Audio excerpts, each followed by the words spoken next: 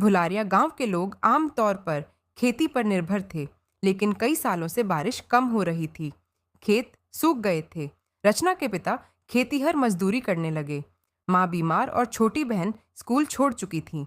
रचना पढ़ाई में तेज थी, लेकिन पैसों की तंगी के कारण 10वीं के बाद स्कूल छोड़ना पड़ा। पर वो हार मानने वालों में नहीं थी। उसे बचपन से प्राकृतिक चीजों से खेलना अच्छा लगता था। कभी तुलसी पीसती, कभी नीम के पत्ते उबालती। माँ को सर दर्द होता तो वो गुड़हल का तेल बनाकर लगाती और माँ कहती, बिटिया तेरे हाथ में तो जादू है। वहीं से उसके मन में एक बीज बोया गया। क्या मैं गांव में रहते हुए कुछ ऐसा कर सकती हूँ जिससे मेरी खुशबू दूर दूर तक जाए? रचना ने एक पुरानी नोटबुक में अपने घरेलू नुस्खे और प्रयोग लिखने शुरू कर दिए। गांव में पढ़ने की सुविधा नहीं थी, लेकिन उसके चाचा का पुराना मोबाइल था। उसी से वो यूट्यूब पर साबुन और तेल बनाने के वीडियो देखती।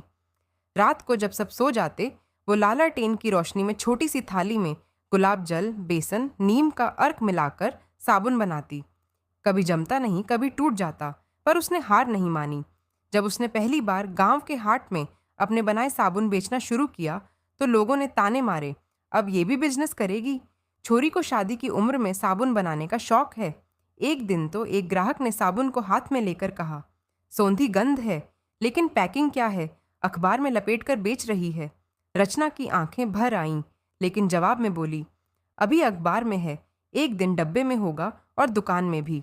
एक एनजीओ गांव में महिलाओं के स्वावलंबन के लिए आया। रचना ने झिझकते हुए अपने प्रोडक्ट्स दिखाई, साबुन, तेल और फेस पैक। उन महिलाओं ने उसे सराहा और कहा, तू तो नेचुरल ब्रांड बना सकती है।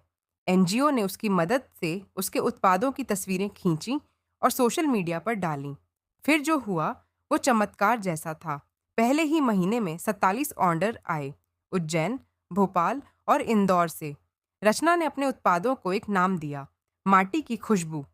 अब वह एक छोटी सी इकाई चला रही थी, जहां 2 और गांव की लड़कियां उसके साथ साबुन बनाती, सुखाती और पैक करती। उसने रंगीन पैकेट बनाना सीखा, लेबल छपवाए और गांव के मंदिर के बाहर एक छोटी सी दुकान भी खोल ली। बड़े बड़े शहरों से ऑर्डर आने लगे। एक ग्राहक ने मैसेज किया, आपके गुलाब साबुन की खुशबू तो दादी की याद दिला गई। एक दिन उसी गांव में एक मेले का आयोजन हुआ, जहां पंचायत ने उसे सम्मानित किया।